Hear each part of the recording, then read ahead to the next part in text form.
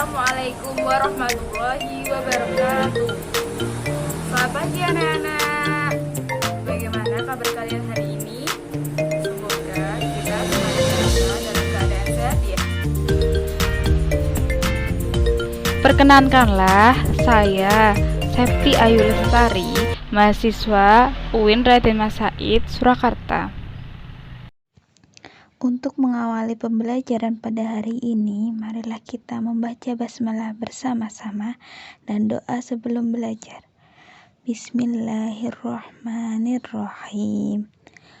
Raditu billahi robba wa bil islami dina wa bi Muhammadin nabiyya wa rasulah. Rabbi zidni ilma warzuqni fahma. Amin. Materi kita hari ini adalah dakwah Nabi Muhammad SAW di Mekah. Yang pertama, riwayat hidup Nabi Muhammad SAW. Nabi Muhammad lahir pada tanggal 12 Rabiul Awal tahun Gajah, yang bertepatan dengan 20 April 571 Masehi. Ayah beliau bernama Abdullah Abdul Muthalib. Ibunya bernama Aminah binti Wahab. Nasab bapak dan ibu beliau bertemu pada datuk yang bernama Kilab. Jika dirunut sampai atas, nasab beliau berakhir pada Nabi Ismail ibnu Ibrahim. Nabi Muhammad SAW berasal dari suku asli Quraisy. Berikut ini tabel silsilah Nabi Muhammad SAW. Nabi Muhammad lahir dalam keadaan yatim, karena ayahnya, yaitu Abdullah, meninggal 3 bulan setelah menikahi ibunya, Siti Aminah. Nabi Muhammad dilahirkan di rumah Abi Thalib, di Syi'ib Bani Hashim. Bidan yang membantu melahirkan Nabi Muhammad bernama Asy-Syaffa, Ummu Abdurrahman. Pada awalnya, Nabi Muhammad disusui ibunya sendiri. Setelah itu, disusui Suaibah dan Halimah binti Sadiyah. Kurang dari 6 tahun, Nabi Muhammad mengalami suatu peristiwa, yaitu pembelahan dada untuk mengeluarkan bagian syaitan darinya, yang dilakukan oleh malaikat Jibril.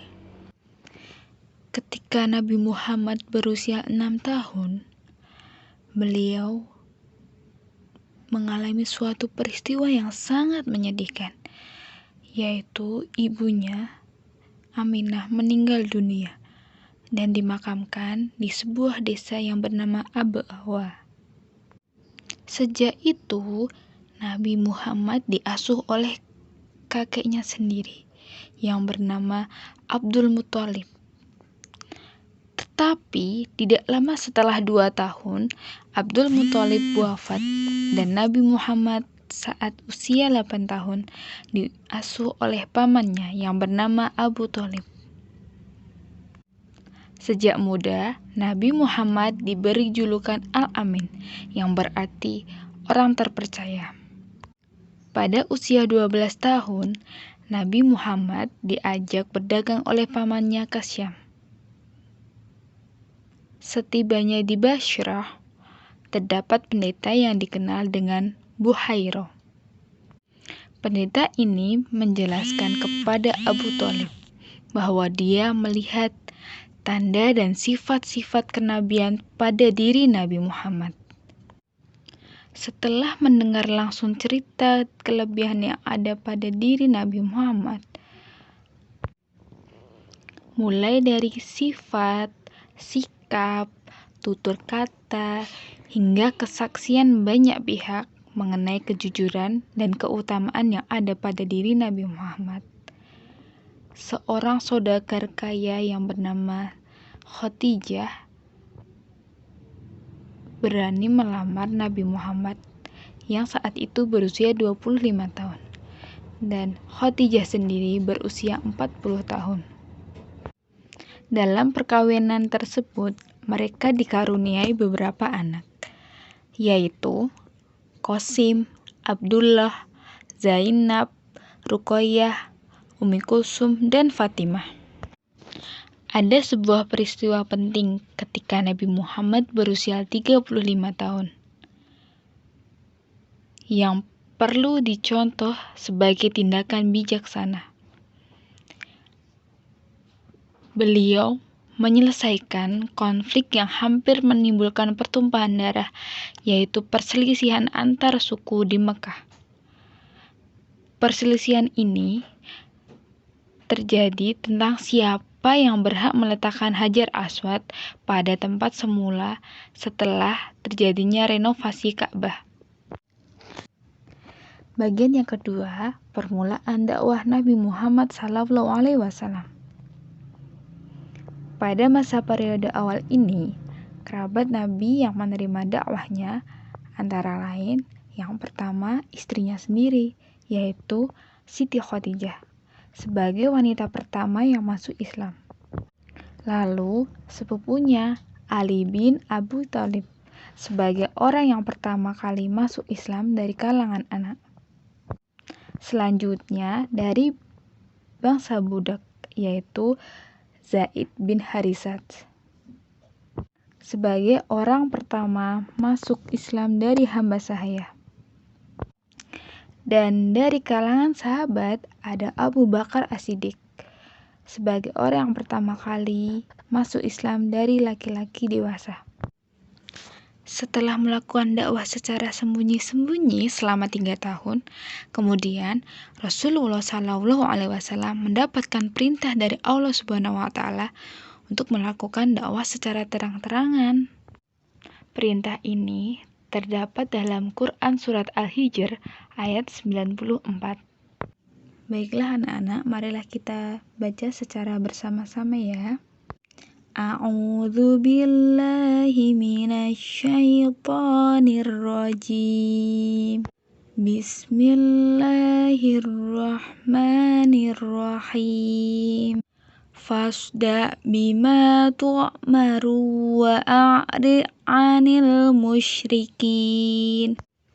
Yang artinya, maka sampaikanlah Muhammad secara terang-terangan segala apa yang diperintahkan kepadamu dan berpalinglah dari orang yang musyrik. Masih semangat ya anak-anak? Ayo kita lanjut ke bagian yang ketiga, yaitu perhatian dan prioritas dakwah Nabi Muhammad SAW. Yang pertama, mengajarkan ketauhidan. Yang kedua, melihat situasi dan kondisi masyarakat Mekah yang masih menyembah berhala. Yang ketiga, memberikan kabar tentang hari pembalasan. Yang keempat, merubah perilaku masyarakat jahiliyah. Dan yang kelima, mengangkat serta melindungi hak asasi manusia. Selanjutnya, bagian yang keempat, yaitu materi tentang respon masyarakat Mekah terhadap dakwah Nabi Muhammad SAW. Pada umumnya, orang kafir Quraisy tidak senang menerima kehadiran agama Islam di tengah-tengah kehidupan mereka. Para tokoh masyarakat mulai menyebar isu-isu yang tidak benar mengenai ajaran yang dibawa Nabi Muhammad SAW. Sehingga banyak masyarakat yang terpengaruh oleh isu-isu yang menimbulkan fitnah tersebut. Salah seorang tokoh Quraisy yang selalu menghalangi dakwah Nabi Muhammad adalah Abu Lahab. Ia menghasut masyarakat Arab supaya benci terhadap Nabi Muhammad dan Islam. Bahkan paman Nabi Muhammad sendiri yang mengasuh dari kecil juga ikut dihasut oleh Abu Lahab. untuk melarang Nabi Muhammad agar tidak menyebarkan ajaran Islam. Mereka yang tidak senang dengan ajakan Nabi Muhammad terus berusaha mengganggu dan merintangi dakwah Nabi Muhammad dengan berbagai cara, termasuk penyiksaan dan pembunuhan. Di antaranya, ada beberapa sahabat Nabi Muhammad yang mendapatkan siksaan dari kafir Quraisy, yaitu seperti Bilal bin Rabah, Yasir, Ammar bin Yasir, Sumayyah istri Yasir, Kabbah bin Aris, Ummu Ubais, Ziniroh, Abu Fukailah, dan masih banyak lagi. Ada beberapa faktor yang menyebabkan mereka menolak keras ajaran Nabi Muhammad SAW, yaitu yang pertama, ketakutan kehilangan kekuasaan. Yang kedua, hilangnya status sosial. Yang ketiga, hilangnya perdagangan patung. Materi yang kelima yaitu tentang tantangan dakwah Nabi Muhammad SAW. Ada beberapa tantangan dalam berdakwah yang dialami Nabi Muhammad. Di antaranya penghinaan, ancaman, dan siksaan terhadap beliau. Tidak hanya itu, penghinaan, ancaman, dan siksaan juga dilakukan terhadap pengikut-pengikut beliau. Lalu ada juga bujukan harta, kedudukan, dan wanita.